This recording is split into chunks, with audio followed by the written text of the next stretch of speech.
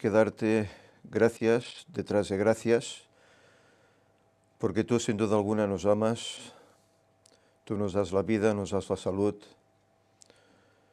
tú nos das el tiempo en el cual llegamos a un día más de tu Santo Sábado. Ese día especial que nos recuerda cuando estemos allá en la eternidad por siempre contigo. Señor, en este pequeño cielo, que es ahora en esos momentos de reunión, te rogamos que nuestra mente ahora esté aquí para que podamos captar todo el mensaje que tú nos quieres decir y que ese mensaje nos edifique y nos ayude, Señor, para hacernos mejores como cristianos, mejores como personas, y nos ayude también para que aprendamos cosas que luego podamos compartir con los demás que aún no las saben.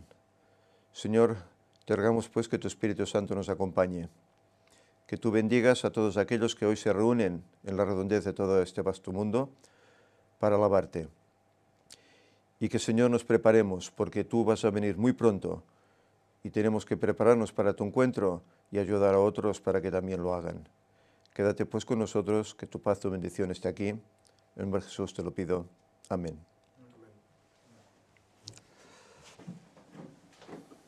Bien, buenos días a todos los presentes en la sala y también los hermanos y amigos que están conectados en el internet. Hoy vamos a tener un tema, vamos a volver, digamos, a ver un nuevo PowerPoint del hermano Humberto Fierro. Es decir, quería buscar la palabra al formato de PowerPoints que desde un tiempo para acá hemos venido presentando acerca del hermano Humberto Fierro. Quiero recordaros, antes de pasar al tema, que hoy, en este día, hoy, a las 9 de la noche, hora de aquí, hora peninsular en España, vamos a tener una entrevista en directo con el hermano Humberto, donde podremos hablar un poco acerca de cómo él llegó a esta conclusión del año 2031, que le llevó a todo ello. Es una entrevista que hace tiempo que deseamos hacerle y bueno, el hombre pues hoy está dispuesto a realizarla y si Dios quiere, a las 9 de la noche, hora de aquí, en su país serán las 3 del mediodía, vamos a tener esta entrevista que deseo que sea de beneficio para todos aquellos que lo oigan y para nosotros que estaremos presentes allá. Hoy el tema que traigo, también presentado por él, yo diría que de una forma magistral, es acerca de un tema conflictivo en la Biblia. Sabéis que a veces la Biblia tiene, la semana pasada hablamos de Balaam, ¿no? Un hombre que, bueno, aparentemente era un buen profeta, pero que vimos que no. Y hoy vamos a tratar acerca de una parábola que el mismo Jesús expresó. Una palabra titulada El rico y Lázaro. Y allí se habla acerca del infierno, del tormento eterno, etcétera, etcétera. Y claro, uno ve eso, dice, caramba, ¿cómo es posible? Si la Biblia no da énfasis a la fe en el infierno, ¿no? Sí que habrá un infierno al final de todo, que será momentáneo, durará un tiempo y se terminará. Pero parece ser que esas palabras que Jesús expresa dan a entender que la Biblia está mencionando que hay un infierno donde la gente pues va a sufrir tormento. ¿Es que la Biblia se puede contradecir? Bueno, pues sabéis, yo esta semana personalmente tuve una conversación privada por Skype con una persona pues que tenía este problema, que pensaba, ¿cómo es posible que si en ninguna parte de la Biblia veo que se habla acerca de la doctrina del infierno, aquí Jesús, el mismo Jesús, habla acerca de eso? Y el hombre, pues claro, estaba perdido. Y me he encontrado otros casos también de otras personas que están en la misma coyuntura. Por lo tanto, creo que el Señor me ha llevado a ello, a presentar este tema expuesto por el hermano Humberto Fierro, donde él magistralmente, como os decía, puntualiza todo, para que entendamos perfectamente el por qué Jesús utiliza esa profecía, esa parábola. Y será interesante ver el por qué. ¿Os acordáis que Jesús dijo que los hombres introducirían doctrinas humanas en vez de doctrinas divinas. Pues eso parte de ahí, de una doctrina humana que se introdujo. Iremos viendo. Parábola del rico y Lázaro.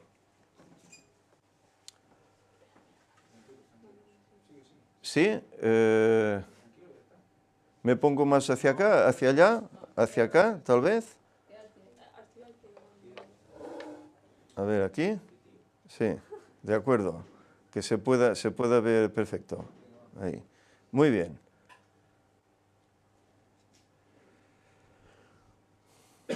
Vamos adelante. Aquí tenéis una ilustración de lo que sería el rico y lo que sería el mendigo Lázaro. Es un rico y un pobre, lo que menciona esta parábola. La parábola del rico y Lázaro ha sido interpretada de muchas maneras. Por lo tanto, para entender su significado, debemos hacer lo siguiente, nos dice el hermano Humberto. Primero, permitir que la Biblia sea su intérprete ella misma. Segundo, como la Biblia es el pensamiento de Dios dirigido al ser humano para comunicarle lo necesario para la salvación, debemos entender que desde el Génesis hasta el Apocalipsis en ninguna parte se contradice. Si por algún caso encontramos una contradicción, es debido a nuestra mala interpretación. Es decir, que a veces cuando decimos, caramba, aquí parece que la Biblia se contradice, es que hay algo que no entendemos, porque no hay contradicción en la Biblia. La Biblia está dirigida por el Espíritu Santo, por Dios, y dice que Dios no cambia. Dios no cambia de parecer, por lo tanto no puede en un lugar decirnos una cosa y en otro decirnos otra. Por eso el apóstol Pedro escribió, nuestro amado hermano Pablo os escribió según la sabiduría que él ha sido dada. Ellas contienen algunos puntos difíciles de entender, que los indoctos e inconstantes tuercen, como también las otras escrituras. Hay mucha escritura que es torcida, mucha. Pero Pablo sobre todo escribía de cosas difíciles de entender, en Gálatas, en Romanos, en diferentes epístolas, que los indoctos tuercen para hacer ver cosas que realmente no son, cosas que no están reforzadas por la Biblia. El Espíritu Santo utilizó a Pablo para que escribiera o dictara algunas de las 14 epístolas del Nuevo Testamento. ¿Qué debemos hacer entonces?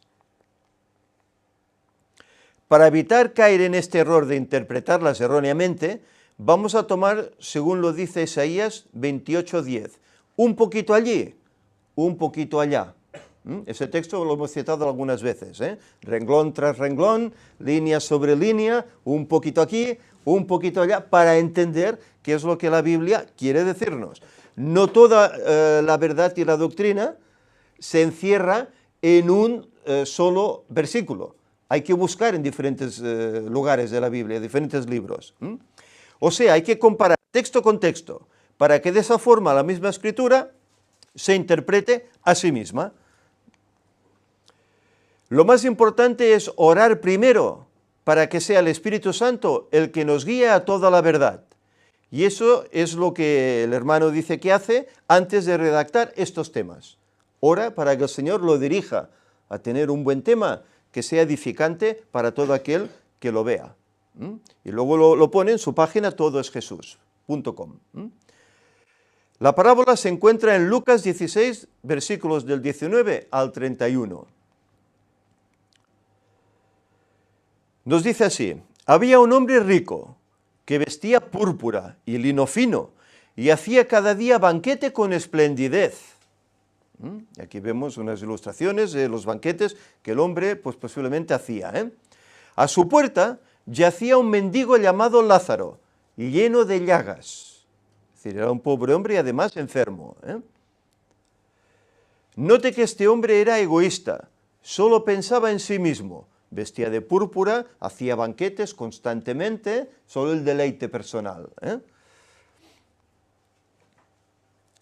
Lázaro ansiaba saciarse de las migajas que caían de la mesa del rico, y hasta los perros venían y lamían sus propias llagas. Tremendo esto, ¿eh? Ahí vemos una ilustración de cómo plantea Jesús la escena de cómo podría ser, ¿eh? El mendigo murió y fue llevado por los ángeles al seno de Abraham.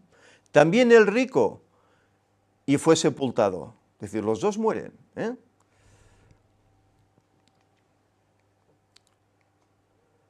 Y en el lugar de los muertos, estando en el tormento, el rico vio de lejos a Abraham y a Lázaro en su seno. Entonces gritó: Padre Abraham, ten misericordia de mí, y envía a Lázaro que moje la punta de su dedo en agua y refresque mi lengua, porque estoy atormentado en esta llama. Es decir, parece que estaba en un infierno de fuego, ¿eh? Pero Abraham le dijo: Hijo, acuérdate que recibiste tus bienes en tu vida, y Lázaro males. Ahora él es consolado aquí, y tú atormentado. Además, hay un gran abismo entre nosotros y vosotros.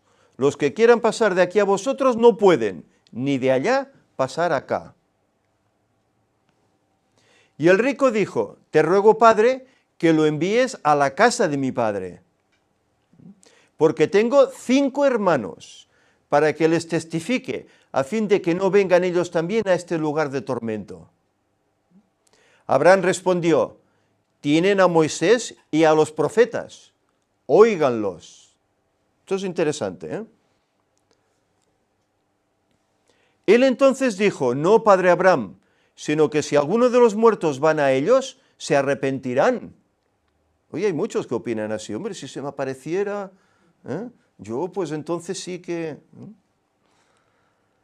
Pero Abraham contestó: Si no oyen a Moisés y a los profetas, tampoco se persuadirán, aunque se levante alguno de los muertos.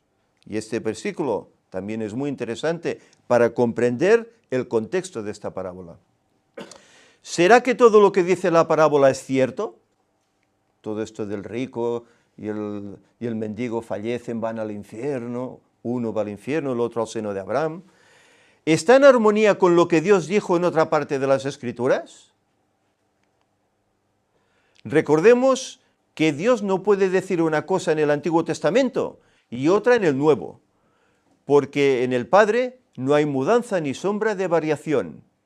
Además, Jesucristo es el mismo ayer y hoy y por los siglos. Por lo tanto, no pueden haber contradicciones. Para entender esta parábola correctamente, debemos recordar que la Biblia nos dice que hay 2 príncipes interesados en tomar el dominio de este planeta. Hay 2 personajes interesados, ¿eh? ¿Quiénes son estos personajes? Daniel 12:1, primero, menciona a Miguel, el gran príncipe que protege a tu pueblo. Este príncipe excepcional es el camino, la verdad y la vida, según Juan 14:6.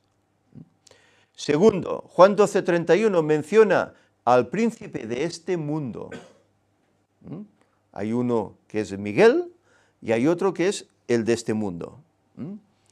Este príncipe es homicida, mentiroso y padre de mentira, según relata el Evangelio de Juan 8:44. ¿Quién es un príncipe? Aquí vemos una ilustración con su corona, etc. Normalmente es un título asociado a la realeza, siendo usado por hijos del rey. Como dijimos al principio de este tema, que para entender la Biblia lo mejor es permitir que la Biblia se interprete a sí misma, 1 Samuel 9:16 nos define quién es un príncipe. Allí dice: mañana a esta hora enviaré a ti un varón, a quien ungirás por príncipe sobre mi pueblo Israel. Ese príncipe fue el rey Saúl, el primer rey que tuvo el pueblo. Queremos ser como las demás naciones, queremos un rey. Y el Señor les dio un hombre de alta envergadura, dice que sobrepasaba en altura a todo el pueblo, y vieron en él el rey eficaz, el rey idóneo. Ese fue el príncipe para Israel en ese momento. Saúl es ungido rey en Israel por el profeta Samuel.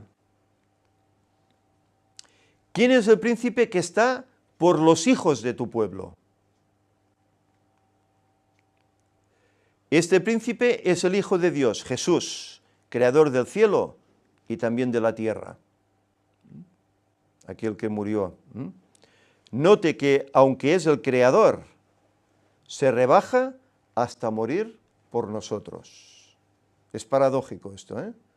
Nos crea, pero luego viene a morir por nosotros, porque si no, nuestro fin será muy negativo, será la perdición. ¿Quién es el príncipe padre de mentira? Hemos visto cuál es uno, ahora vamos a ver cuál es el otro. Este es el ángel Luzbel, que fue creado por Jesús, pero no malvado. Según Ezequiel 28:15, se rebeló contra Dios en el cielo y por ende se convirtió en diablo, que diablo significa adversario de Dios. Fue vencido en el cielo por Miguel vuestro príncipe y arrojado a la tierra. En Apocalipsis 12:7 se menciona este hecho. Note el contraste. Aunque era un ser creado, se propuso exaltarse queriendo ser igual a Dios. Es creado, pero quiere ser igual. Qué orgullo hay que tener para eso, ¿eh? La estrategia del príncipe, padre de la mentira. En venganza, se propuso derrotar a Miguel en la tierra y para lograrlo planeó una estrategia.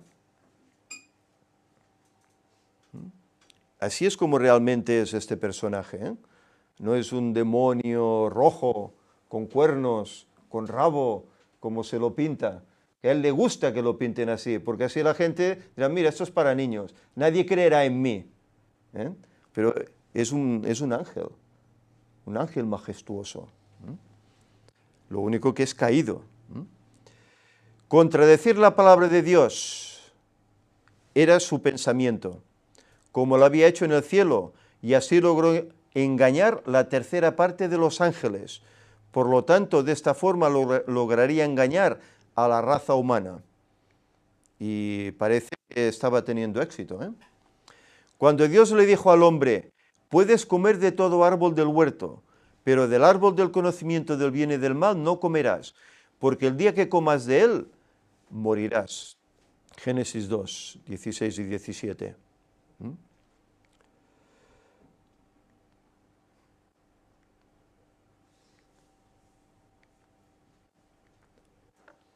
El príncipe, padre de mentira, se transformó en serpiente para lograr engañar a Eva sin ser descubierto. Bueno, más que transformarse, se introdujo en el cuerpo de la serpiente, que se dice que era un animal majestuoso, tenía alas, volaba, era el animal más bello del jardín, se introdujo en ese animal para poder engañar. Y le dijo, no es cierto, el Señor dijo moriréis, pero él dice, no es cierto, no moriréis, sino que Dios sabe que el día que comáis de él, serán abiertos vuestros ojos y seréis como Dios, conocedores del bien y del mal. Pero mirad, Adán y Eva después del Edén. Es una tira un poco cómica, pero es la realidad. Acabaron pereciendo. ¿Quién tenía la razón? Adán murió a los 930 años, pero terminó muriendo. Él vio cómo su fortaleza física se iba deteriorando, cómo al final iba envejeciendo y acabó sepultado. La Biblia registra que Eva le creyó más a la serpiente que a Dios. Y Adán, en lugar de obedecer a Dios, por amor a su esposa, desobedeció el mandamiento de Dios. Y también cedió a la tentación del diablo. De esta forma, Satanás se ha propuesto inventar muchas doctrinas a través de los siglos, contradiciendo la palabra de Dios, con el claro propósito de engañar a la humanidad. Satanás inventa doctrinas para engañar a la humanidad. Jesús utiliza esas doctrinas que imperaban en su tiempo, fijaros, y que estaban cundiendo aún en medio de su pueblo, para enseñar la verdad a través de esta parábola, en la cual aparecen varios símbolos que vamos a analizar seguidamente. Es decir, que eso era una creencia que el pueblo de Israel en esos momentos tenía, que los muertos iban, si habían sido malos, al infierno, a quemarse. Pero esa no es la doctrina que el Señor nos enseñó desde un principio. Eso fueron doctrinas de hombres que, impelidos, empujados por el diablo, inventaron y que ellos creían que eran así. Por eso Jesús coge esa parábola y la utiliza para dar enseñanzas. ¿A quién representa el rico? Vamos a ir desgranando ahora los diferentes personajes que salen allí. El rico como tal no existe. Representa al pueblo de Israel, que era el depositario del mensaje del plan de salvación. Por lo tanto, era rico en conocimiento. ¿Os suena eso, un pasaje de Apocalipsis 3? Conocimiento que había conservado para sí mismo, en lugar de compartirlo, se había dedicado a los placeres terrenales. Si leemos los 5 primeros libros de la Biblia, el Pentateuco, cuando el Señor les da los mandamientos y las leyes a ese pueblo, dice que es para que sean ejemplo, para que otras naciones los imiten y les sigan, y también conozcan a Dios y vivan de acuerdo a su voluntad. Pero ellos, ¿qué hacen? No, esto es para mí, me lo quedo para mí, solo para mí. Los demás no son capaces, no son merecedores de ello. Vamos adelante. ¿A quién representaba el mendigo? Es decir, el rico hemos visto que era el mismo pueblo de Israel. El mendigo, ¿quién es? El mendigo tampoco existe como tal. Es un símbolo que Jesús utiliza para representar, ¿a quién? A los gentiles, aquellos que ellos llamaban perros, los gentiles. Jesús dice que estaba a la puerta pidiendo una migaja de pan, lo cual significa que eran los países vecinos que estaban esperando que les dieran el precioso conocimiento del Evangelio, pero ellos no se lo daban.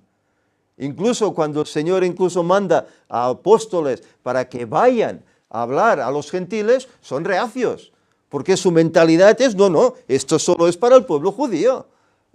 Pero los gentiles estaban ahí esperando que el Evangelio me llegue, pero el Evangelio no venía.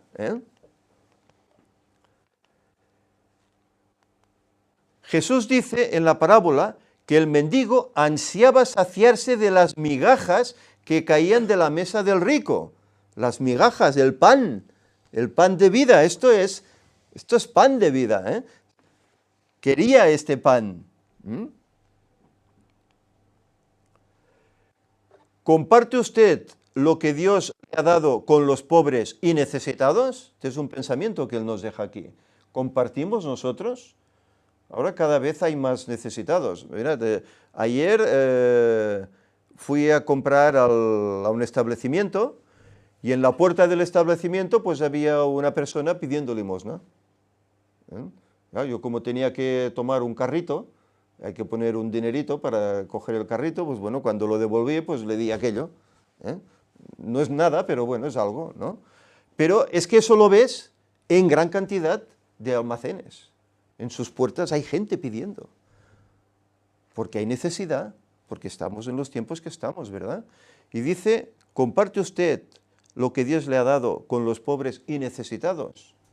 Eso también es labor del cristiano, Recuerde que cuando alguien le pide algo, es una oportunidad que Dios le da para compartirlo, lo que generosamente Él le ha dado con los menos afortunados. Son oportunidades que debemos. Mira, yo a veces había oído en la iglesia, no, es que no hay que ayudar y con dinero menos. No hay que ayudar porque no sabemos qué harán y tal y cual con él. Bueno, no sabemos qué harán. Tampoco sabemos si aquel que pide realmente es un mendigo, es alguien que necesita, o es una organización de lucro, ¿no? que hacen eso pues, para enriquecerse.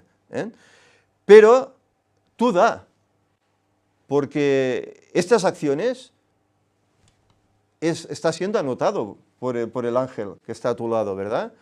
Y eso pues hablará a favor o en contra de ti. ¿A quién representan los perros?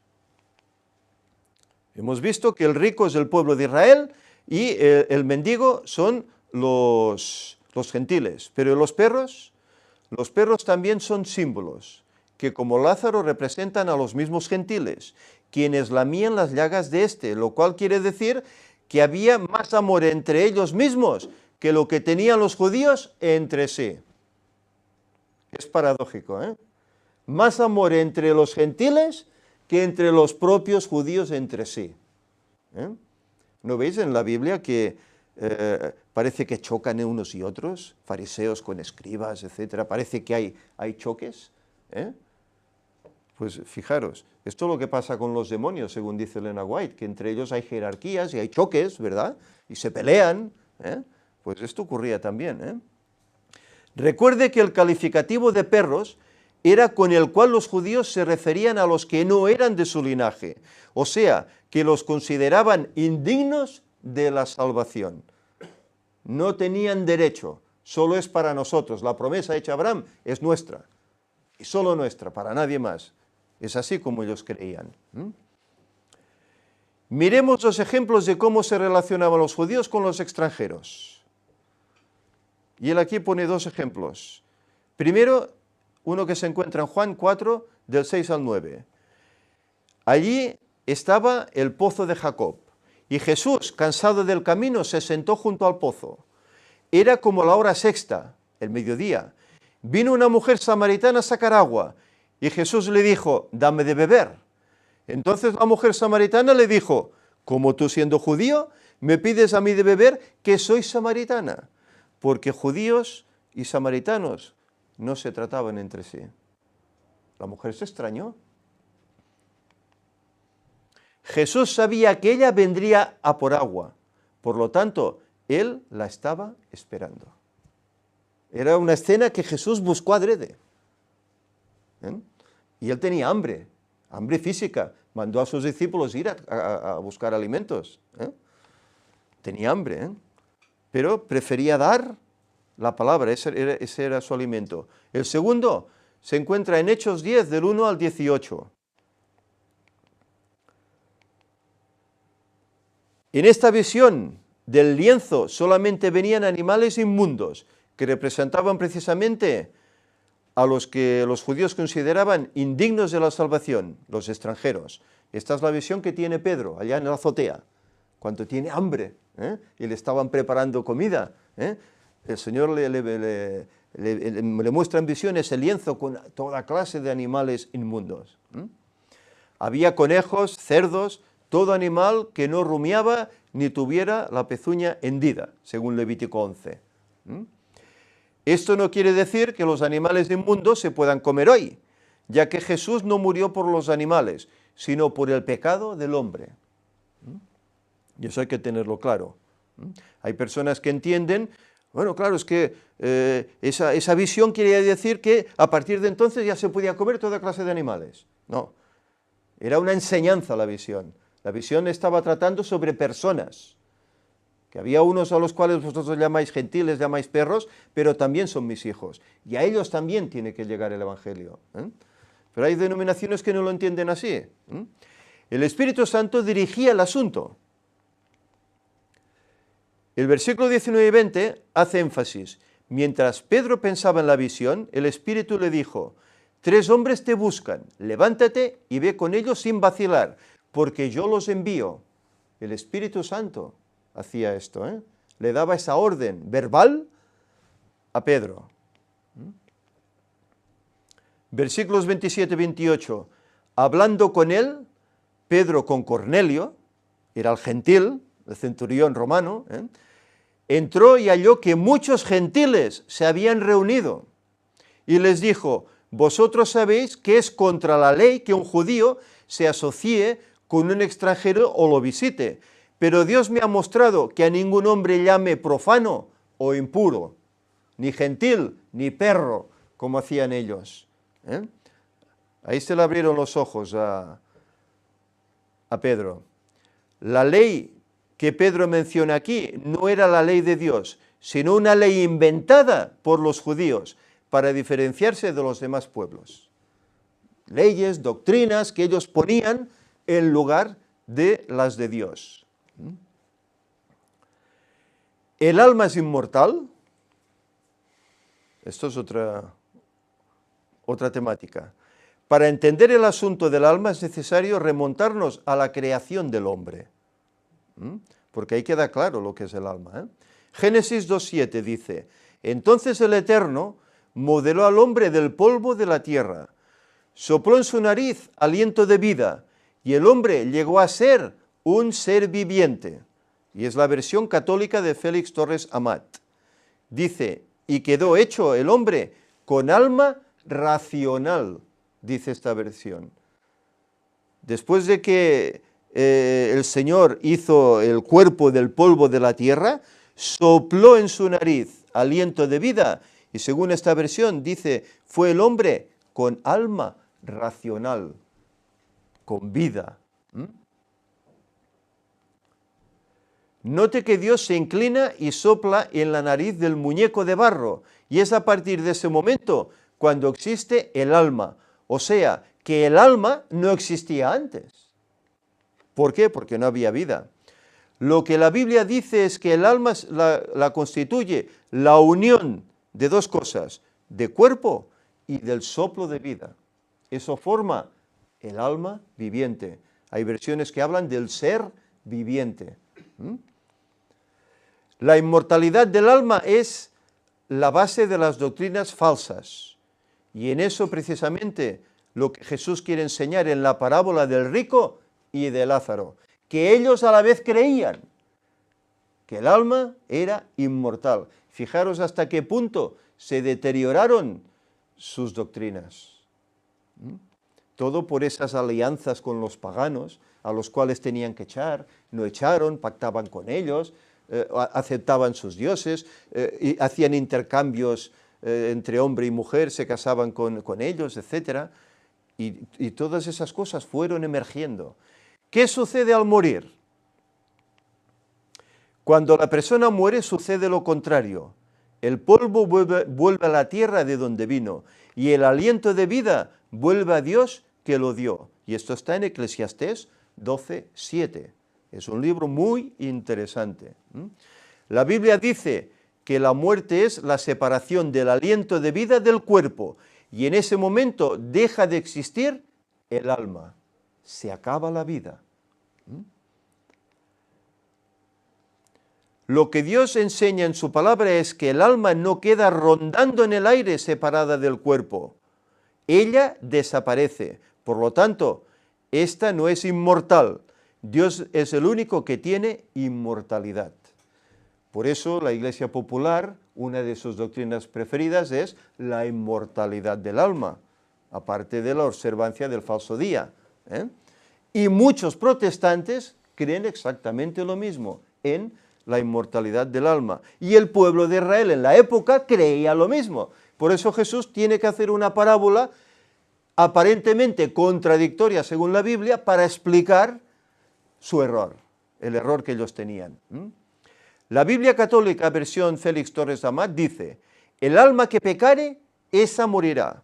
Por lo tanto, la eternidad de nuestra alma depende de nuestra obediencia a los mandamientos de Dios. Si somos fieles, nuestra alma vivirá por siempre eternamente. ¿Por qué? Porque el Señor nos dará la vida y estaremos por siempre viviendo con Él. No aquí, ahora, con esta vida, después de su segunda venida. ¿Es lo mismo alma y respiración? ¿Es lo mismo? Si la respiración fuera el alma, los animales también la tendrían, porque el hombre y el animal tienen la misma suerte. Como mueren unos, mueren los otros. Los dos tienen el mismo aliento de vida, y es verdad. Tanto unos como otros respiran, incluso las plantas respiran, dicen también. Son seres vivos.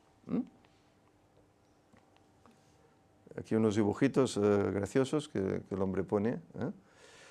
Lo que nos hace diferentes de los animales es el uso de la razón.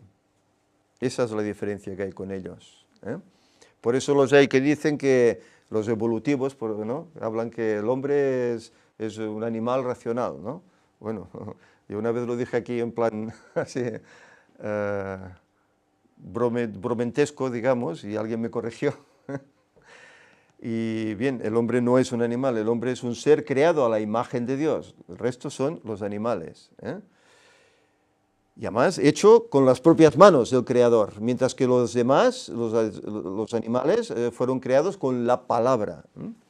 ¿Quiénes son los muertos en la parábola? Versículo 23 dice, y en el lugar de los muertos estaban en el tormento. El rico vio de lejos a Abraham y a Lázaro en su seno. Son aquellos que, aunque sabían lo que debían hacer, no lo hicieron. Se percatarán demasiado tarde de su situación, siendo atormentados por su conciencia. ¿Quiénes son los muertos en la parábola?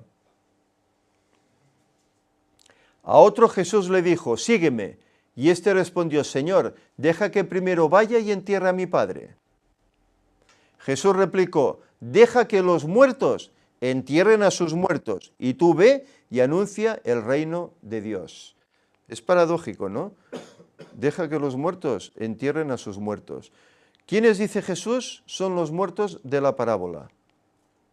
Según lo dice Jesús, los muertos de la parábola son las personas vivas que no tienen relación espiritual con Dios. Están desconectados de las cosas del cielo. Sus intereses no son espirituales, como Adán y Eva, que murieron espiritualmente, pero murieron físicamente muchos años después. Por lo tanto, eran cadáveres andantes. La Biblia los denomina los que están en tinieblas. No tienen la luz de Dios y son como muertos, sin que ellos lo sepan. Porque si no conocen a Dios, lógicamente no tendrán la salvación. El hombre sin Cristo es un cadáver, solamente que no está en un ataúd, ni sabe que está muerto. Pero cuando esa persona conoce al Señor, entonces pasa de muerte a vida. ¿Cuál es la situación real de los muertos? Los muertos físicamente, dice Proverbios 9, 5 y 6, nada saben, ni tienen más paga, hasta su memoria queda en el olvido. También su amor, su odio y su envidia perecieron ya, y nunca más participan en nada de lo que se hace bajo el sol.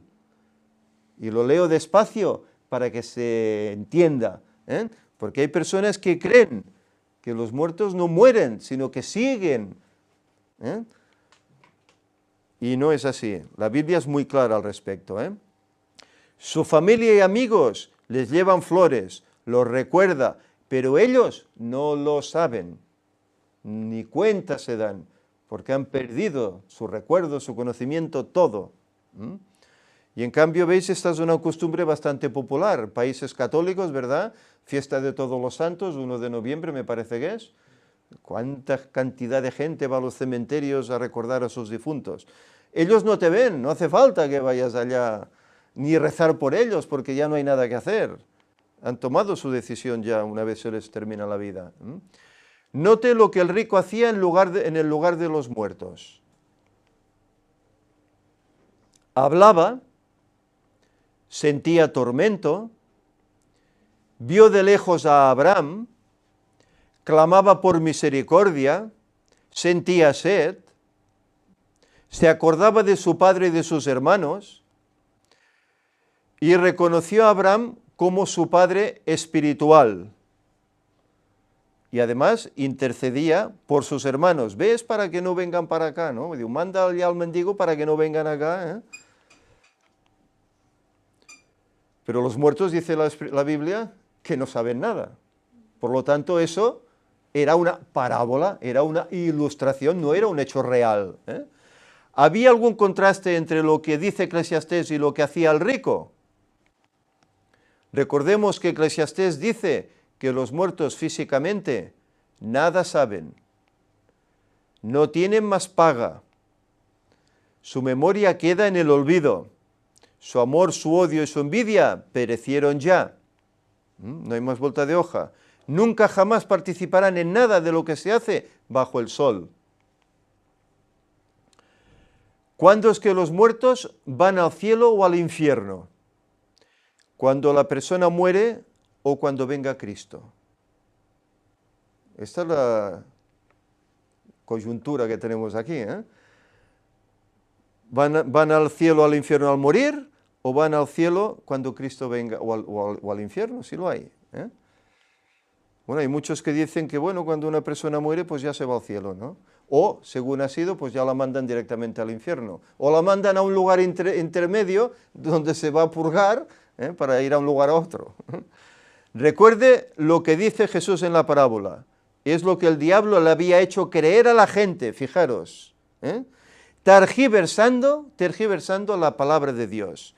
Y eso lo creían como real, este personaje, Luzbel, que pasó a ser Satanás, el opositor a Dios. Note que el diablo es un experto en mentir. Padre de mentira lo llama Jesús, La parábola dice que Lázaro murió y fue llevado por los ángeles al seno de Abraham. También el rico murió y fue sepultado, y en el lugar de los muertos, estando en el tormento. ¿Qué enseñó Jesús? ¿Será que Jesús se contradice? Juan 14:3 dice, cuando me vaya y os prepare lugar, vendré otra vez y os llevaré conmigo, para que de donde yo esté, vosotros también estéis. Esta es la promesa que Jesús nos hizo antes de marchar. Aquí enseña Jesús que cuando Él vuelva por segunda vez, se llevará a los apóstoles al cielo, para que donde Él esté, ellos estén también. Mientras tanto, deben esperar, ¿dónde? En la tumba, porque todos fallecieron. Incluso la Virgen María, tanto que se dice, es que la Virgen ha aparecido en tal lugar, puedes hablar con ella, puedes rezarle, ¿no? Ella, como un ser humano que era, también falleció. El único que no falleció, que yo recuerde, hay un personaje, ¿os acordáis? Que fue trasladado al cielo. Elías y Enoc. Ese me lo dejaba, ese fue el primero. Los demás, todos han fallecido, inclusive Adán, 930 años, pero murió. Moisés murió, pero murió. Pero que no muriesen, solo hay estos dos, Enoc y Elías. Juan 5, 28, 29 dice, no os maravilléis de esto, porque vendrá la hora cuando todos los que están en los sepulcros oirán su voz, y los que hicieron bien resucitarán para vivir, pero los que hicieron mal resucitarán para ser condenados. Aquí enseña Jesús que cuando Él vuelva, ordenará a los que hayan muerto creyendo en Él, de todos los tiempos, desde Abel, desde Adán, hasta el último justo muerto, que se levanten de las tumbas, para vivir donde Él esté, en el cielo. Pero los injustos de todos los tiempos resucitarán para ser condenados. Eso es lo que enseña la Biblia. En ningún lugar, aparte de esta parábola, la Biblia enseña que los que mueren van o al cielo, o al infierno. ¿A quién representaba el rico? El rico representa a los judíos, quienes se consideraban ricos por el conocimiento espiritual que tenían y por ser hijos de Abraham, pero en realidad estaban muertos espiritualmente. Somos el pueblo de Dios, pero estaban muertos. Hoy la iglesia adventista, también dice, somos el pueblo de Dios, pero ¿no estarán muriendo tal vez? Cuando vemos la apostasía que se generó ya en el siglo XIX y la que se está generando hoy. Dejaron pasar el tiempo de gracia de las 70 semanas concedido a ellos en la profecía de Daniel, que comienza con el regreso de los judíos de la deportación de Babilonia. Y cuando Jesús vino, no lo recibieron. Y esa profecía lo anunciaba. Pero como la estudiaron tan bien, no vieron su culminación. De Belén, estrella, de Jacob que tenía que salir, etc. No vieron, a lo suyo vino y no lo recibieron. Y tenían luz. Hoy también el pueblo adventista tiene luz y hay cosas que se le escapan. No es que esto es satánico, no es que esto, ¿verdad? Sobre todo cuando hablamos acerca del regreso de Jesús realmente, ¿cuándo será? No olvidemos que ellos le dieron muerte a Jesús y 3 años y medio después sometieron a Esteban a la muerte por lapidación, apedreamiento. Con ello los judíos sellaron para siempre su destino como nación escogida de Dios y tuvieron que sufrir un tormento a cargo de conciencia, lo que representa el tormento del rico. Y en el año 70 después de Cristo la ciudad de Jerusalén fue definitivamente destruida por los mismos romanos. Aquel pueblo que se creían protegidos de Dios, fieles de Dios, mirad, sufrieron un tormento de conciencia incluso.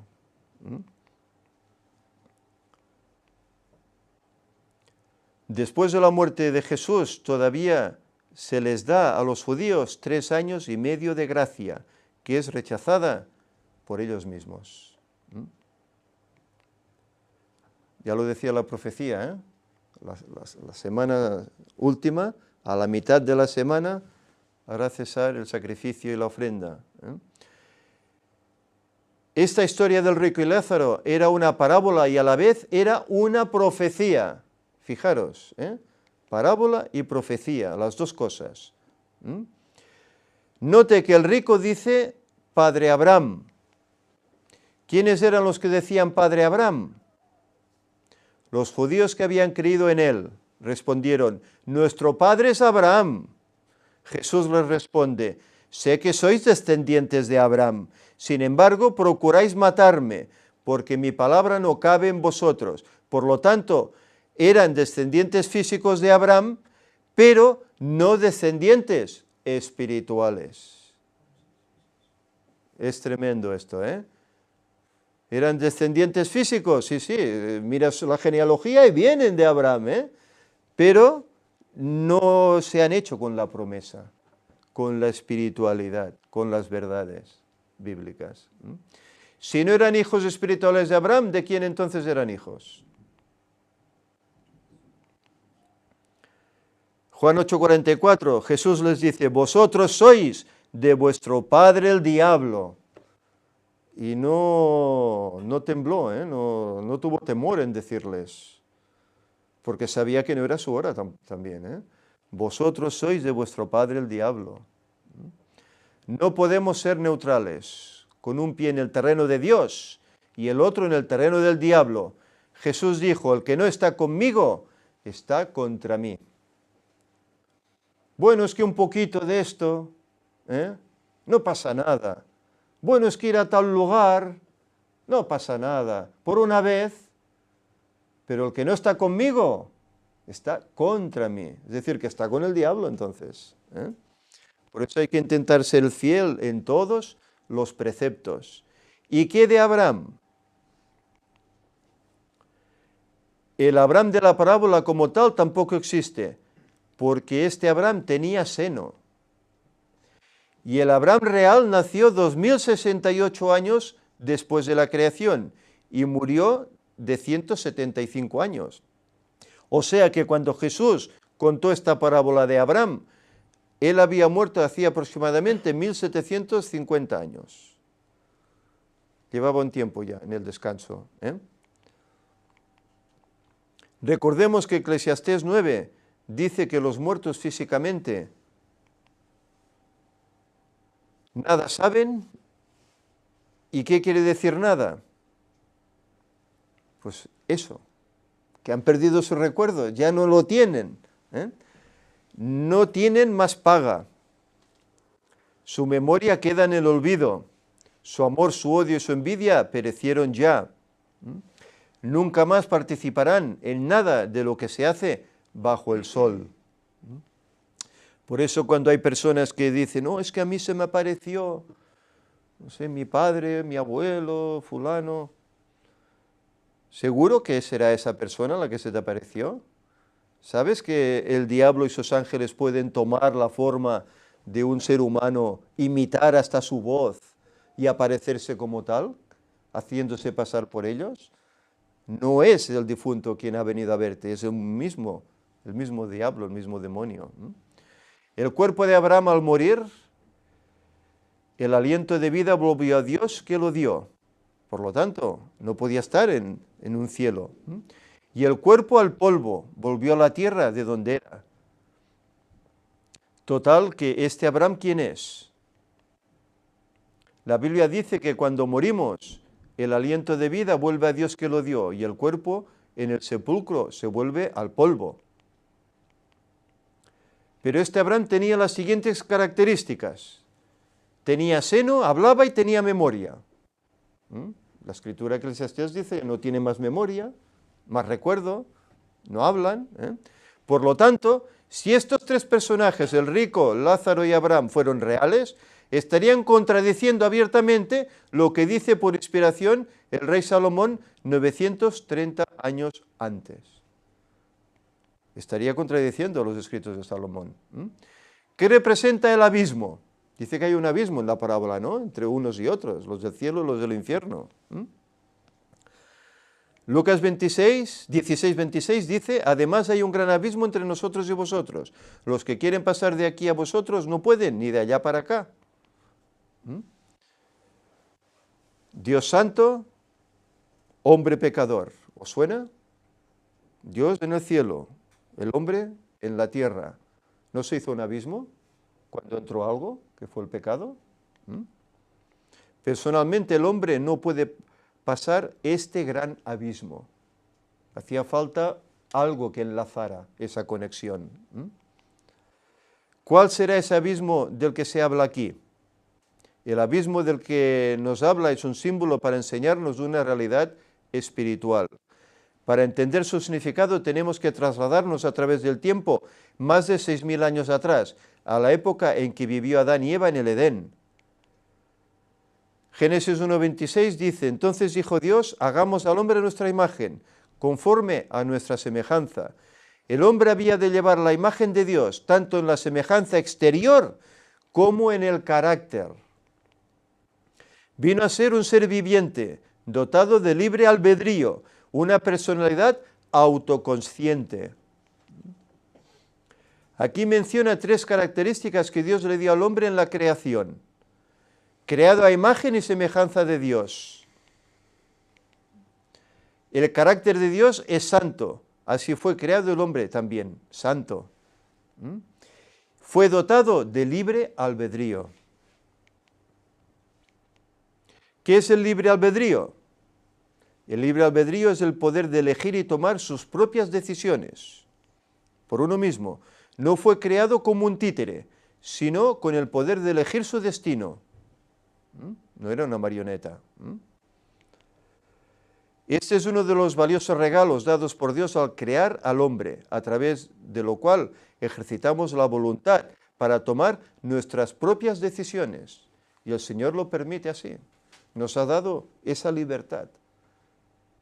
Por eso nos pone delante dos caminos y nos aconseja, toma el camino de la vida, porque el otro sabemos cuál es su fin.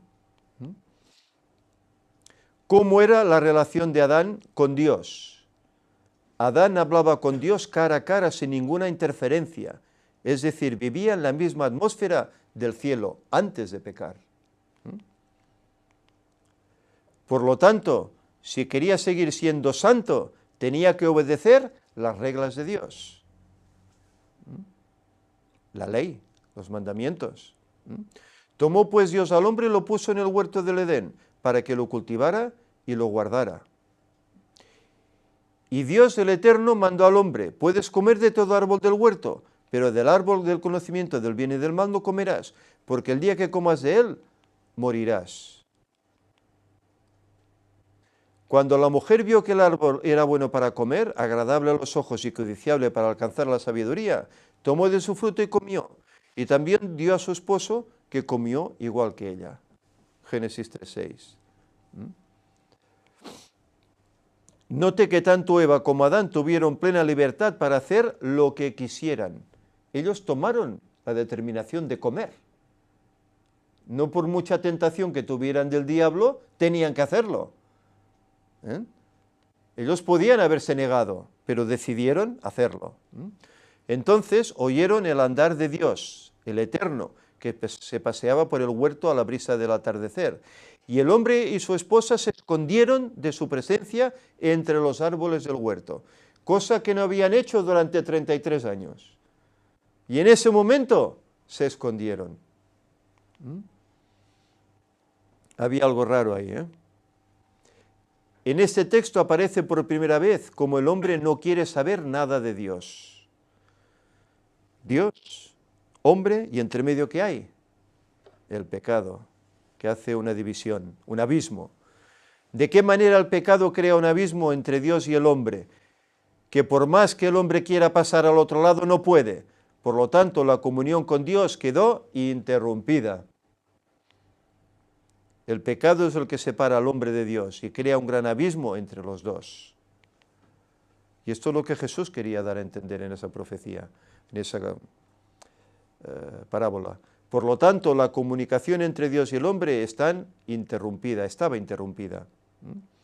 Para restablecer la comunicación entre Dios y el hombre, era necesario construir un puente que cruzara este gran abismo y lo pusiera nuevamente en buenas relaciones con Dios. ¿Os acordáis del sueño de Jacob en Betel? ¿Qué vio él? Una escalera que conectaba el cielo con la tierra y ángeles que subían y bajaban por ella. La escalera simbolizaba algo, al mismo Jesús, el puente. Aparentemente no había solución, porque Dios había dicho: del árbol del conocimiento del bien y del mal no comerás, porque el día que comas de él, morirás. Ni cambiaré lo que ha salido de mis labios. Dios no iba a decir: bueno, ¿por qué has comido? Pues va, ahora voy a cambiar eso y va, ya no vas a morir. Yo ya te soluciono. No podía. ¿Cómo se logró restablecer la comunicación? Pero en el momento en que iba a dictarse la sentencia de muerte contra el hombre culpable, se presenta delante del Padre el Cordero que fue muerto desde la creación del mundo. ¿Quién es ese Cordero?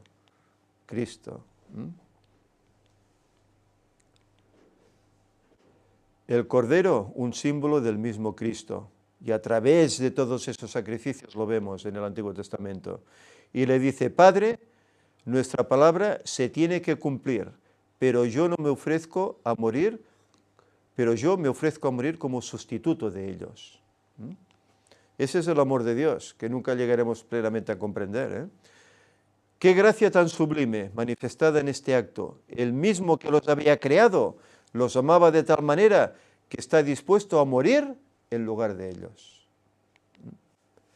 Por tanto, amó Dios al mundo, que dio a su Hijo único, para que todo el que crea en él no perezca, sino que tenga vida eterna. De esta forma, el problema que era imposible para el hombre resolver, Dios lo resolvió dando a su propio Hijo, para que muriera en lugar del hombre culpable.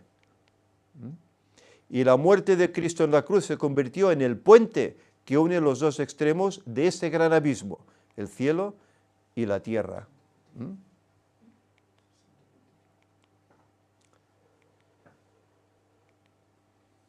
Por lo tanto, Adán y Eva no murieron ese día, aunque sus cuerpos comenzaron a envejecer. A partir de ese momento la Biblia guarda silencio sobre la muerte de Eva. De ella no se dice. Fallecería, como falleció Adán, pero normalmente vemos que la Escritura solo habla acerca de la vida de los varones, los años que vivieron, Josué, etc. Pero sí nos informa sobre la muerte de Adán, quien murió de 930 años. Por lo tanto, aunque su muerte física fue aplazada, llegó, se cumplió. ¿Cuáles fueron los resultados del sacrificio de Jesús? Fueron muchos los que depositaron su fe en el Cordero prometido. Lo demostraron obedeciendo los requerimientos de Dios. Personajes como Abel, como Set, Enoc, Noé, y luego después del diluvio aparecen en la escena gente obediente como el mismo Abraham.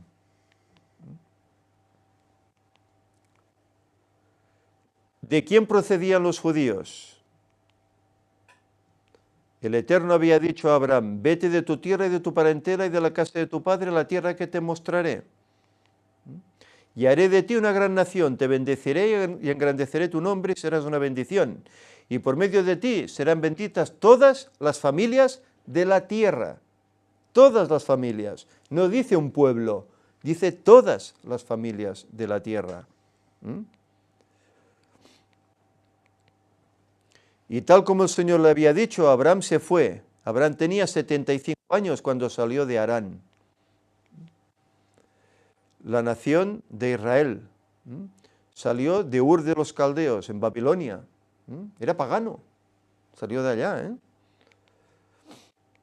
Y el Señor los coge, porque en él veía cualidades.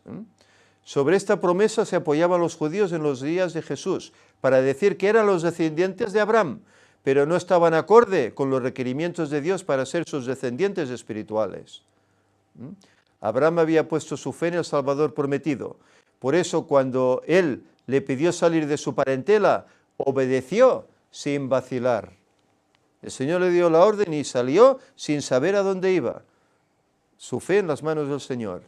Como último argumento, el rico de la parábola le dice a Abraham, te ruego, Padre, que lo envíes a Lázaro a la casa de mi padre. Tengo 5 hermanos, a fin de que no vengan ellos también a este lugar de tormento. ¿Cuál era la lección que Jesús quería enseñar en la parábola?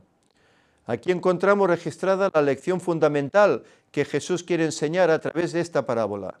Al pedido del rico, Abraham respondió, tienen a Moisés y a los profetas, óiganlos. Tienen la palabra escrita, la verdad. Léanla, estudienla, escudriñenla.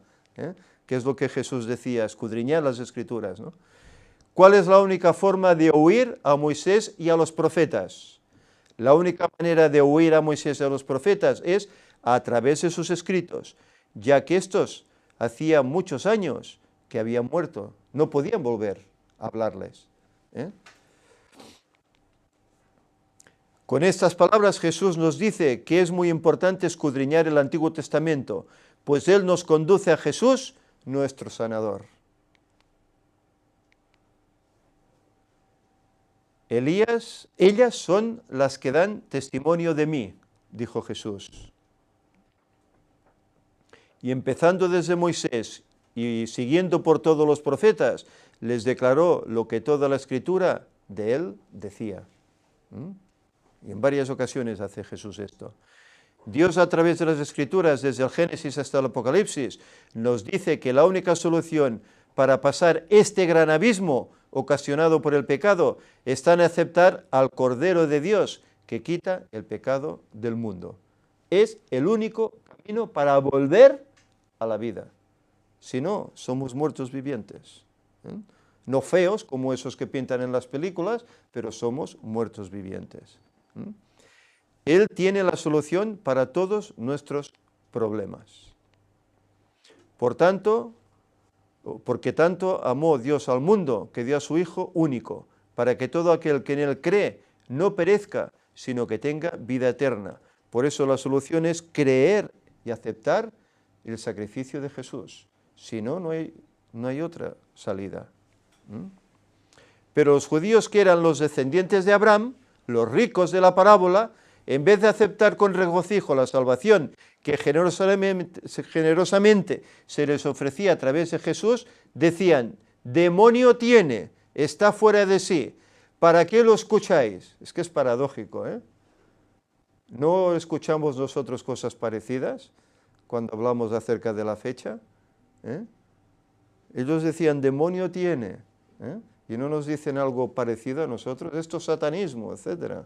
Es decir, demonio tenemos entonces, ¿no? Hay personajes que hasta nos sacan en foto en el Facebook y tal, ¿no?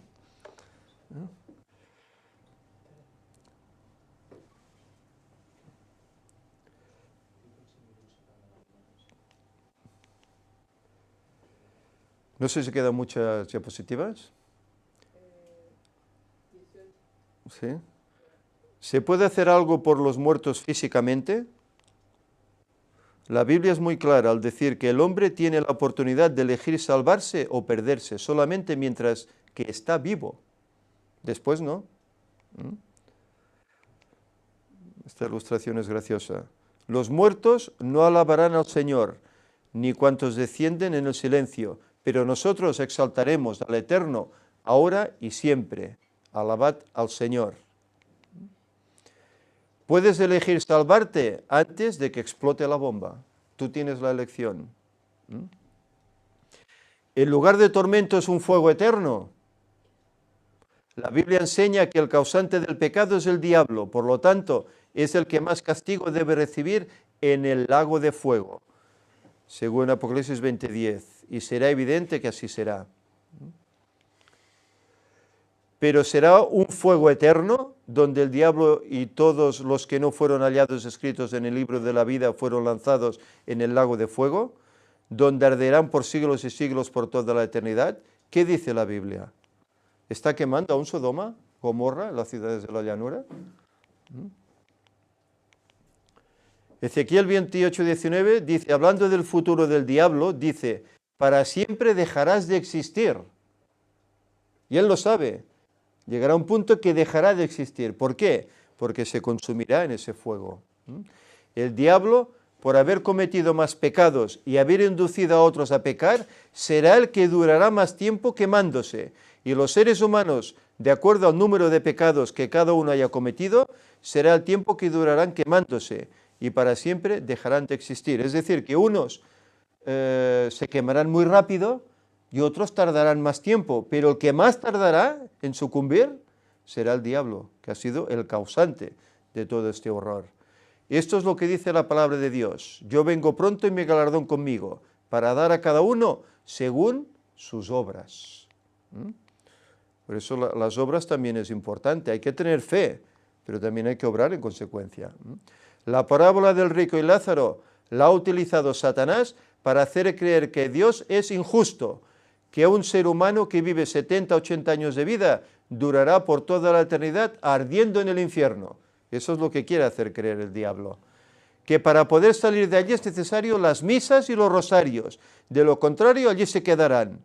Las indulgencias pueden ser concedidas por el Papa, los obispos y cardenales, a quienes, por ejemplo, recen determinada oración, visiten determinado santuario, utilicen ciertos objetos de culto, realicen ciertos peregrinajes o cumplan con otros rituales.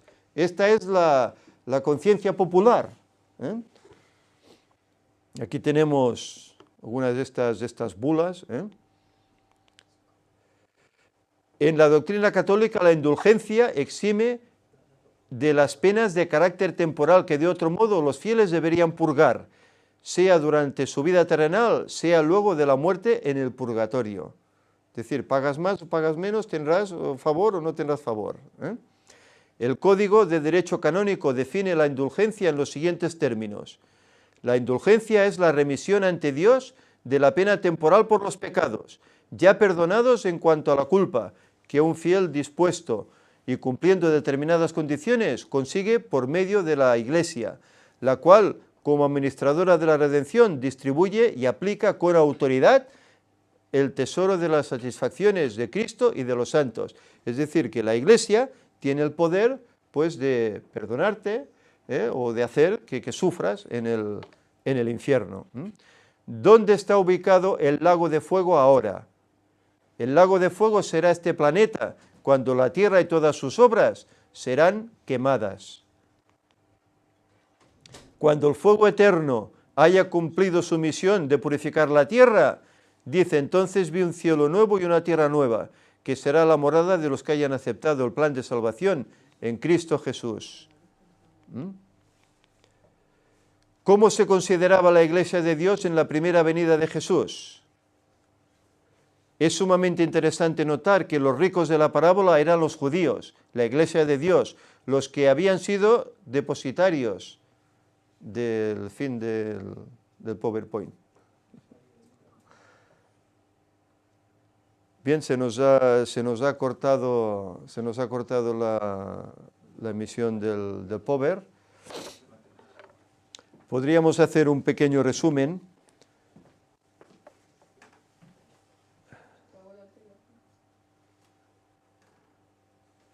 Ya hemos visto aquí, pues, lo que... Sí, ha vuelto.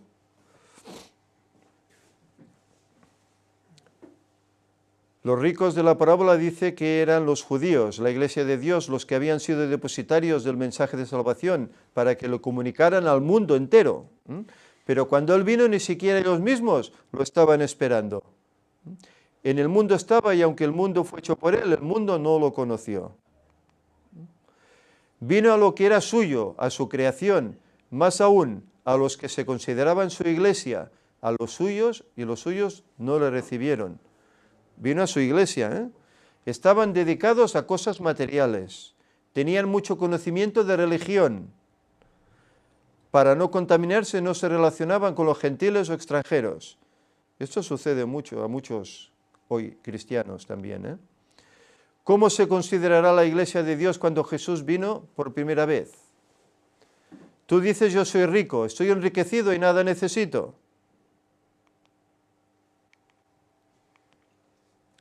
Note que la iglesia de Dios está dividida en 7 etapas, a partir del Pentecostés, con la iglesia apostólica hasta la segunda venida de Cristo, Éfeso, etcétera, etcétera, hasta llegar a la Odisea. A esta última etapa de la iglesia Dios la denomina la Odisea, el pueblo del juicio o un pueblo juzgado. ¿Cuáles son las características verdaderas de esta iglesia, pero que ella desconoce? No es ni frío ni caliente, es decir, es tibio. Desventurado, miserable, pobre, ciego y desnudo. A esta iglesia Dios la ha colmado de gran conocimiento por medio del espíritu de la profecía. Le ha confiado el mensaje verdadero del Evangelio eterno para que lo proclame al mundo, preparándolo para la segunda venida de Cristo. Y le ha confiado su santa ley para que sea puesta en alto delante de los hombres, lo que la hace diferente de los demás pueblos. Todo esto hace que ella se sienta orgullosa de su posición y dice, yo soy rico. Y él define aquí quién es esta iglesia. A pesar de su tibieza, esta iglesia se ha extendido en 202 países con más de 16 millones de miembros, pero tiene que llegar con su mensaje a todo el mundo. Los judíos no se relacionaban con los gentiles. ¿Y qué hace la Odisea? La gran mayoría de sus miembros también conservan este conocimiento para sí mismos, no lo comparten, pero se sienten ricos y superiores a los que no pertenecen a la iglesia. Se mezclan en matrimonio con los gentiles. Forman empresas con los gentiles. No os unáis en yugo desigual con los incrédulos. Y esta iglesia es la iglesia adventista del séptimo día. Y él mismo lo dice, no se esconde, ¿eh? Por supuesto que entre los judíos había un remanente, es decir, habían personas que eran fieles a Dios por sobre todas las cosas, los cuales no formaban parte de las obras de los que se consideraban ricos. Entre ellos se encontraba Zacarías y su esposa Isabel.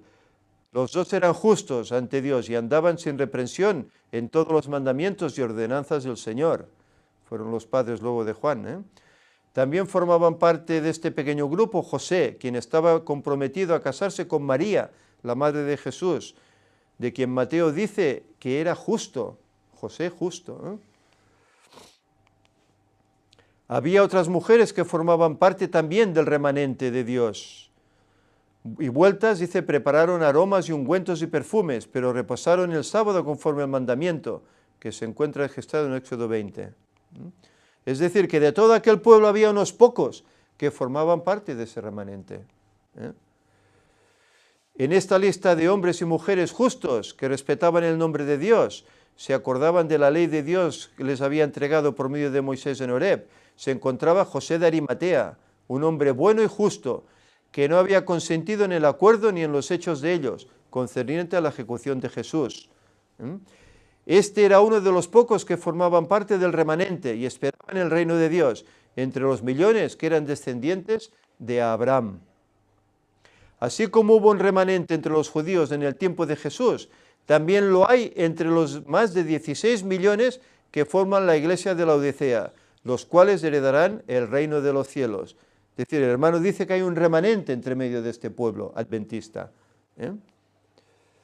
La Biblia los califica como santos, los que guardan los mandamientos de Dios y la fe de Jesús.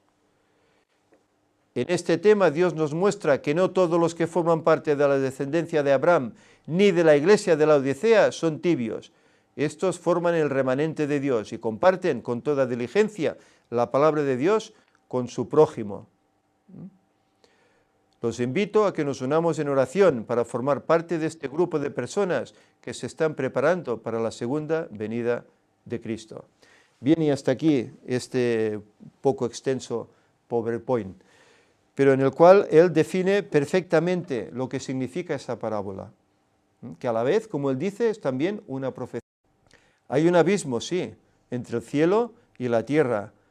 Hay aparentemente unos que fallecen y que van aquí o van allá, pero todo eso era una doctrina equivocada que el pueblo de Israel había inventado y que ellos creían. Por eso Jesús tiene que corregirlo. Y les dice la clave para entender eso. A Moisés y a los profetas tienen: escudriñad, oídles, leed para entender las cosas que la Biblia os quiere decir y no sacar cosas de contexto y no sacar doctrinas erróneas. Eso puede pasar hoy también. Por lo tanto, afiancémonos en la palabra de Dios para que entendamos plenamente cuáles las enseñanzas que el Señor nos da en su palabra. Que el Señor nos ayude, pues. Amén. Vamos a finalizar, lo haremos con una oración. Señor y Padre, te damos gracias porque tú nos has dejado tu palabra. Sabemos cómo en ella a veces hay cosas que nos parecen contradictorias, cosas que nos parecen difíciles de entender, pero nos parece eso porque no la hemos estudiado a fondo. Ayúdanos, Señor, con tu Santo Espíritu para que lo hagamos. Hoy tenemos material como concordancias, diccionarios, etcétera, para comprender esas palabras originales, su significado, pero hace falta tiempo, hace falta sinceridad para conocer tu voluntad por medio de tu palabra. Ayúdanos, pues, Señor, para que tomemos ese tiempo para estudiar esas verdades, que a la vez las vivamos y también, como no, las compartamos. Señor, sabemos que tú estás bendiciendo grandemente este ministerio, la labor que él está haciendo, cómo estás con Víctor allá y cómo todo eso está siendo bendecido por ti y cómo está corrigiendo también muchos errores que hay en esos lugares. Señor, que todo ese material que está ahí colgado no sea en vano, como sabemos que no será, sino que muchos sinceros puedan acudir a él y encontrar el camino de la salvación. Ayúdanos porque a pesar de los obstáculos que nos planteen los llamados hermanos, que sigamos adelante presentando estas verdades para este día, para el tiempo que nos toca vivir, porque tú estás muy cerca y hay que anunciarlo a las gentes para que muchos otros vivan ese privilegio, vivan esa esperanza. Señor, te rogamos que nos perdones las faltas que cometemos, nos ayudes a mejorar en el carácter, en nuestra vida física, en nuestra vida espiritual, para que de esa forma nos asemejemos más a Cristo y así podamos ser un mejor ejemplo para los demás. Ayúdanos, Señor, ahora en este día de tu Santo Sábado a guardarlo debidamente, a no profanarlo y que tu paz, tu bendición siga con nosotros durante sus horas. En nombre de Jesús te lo pedimos todo. Amén.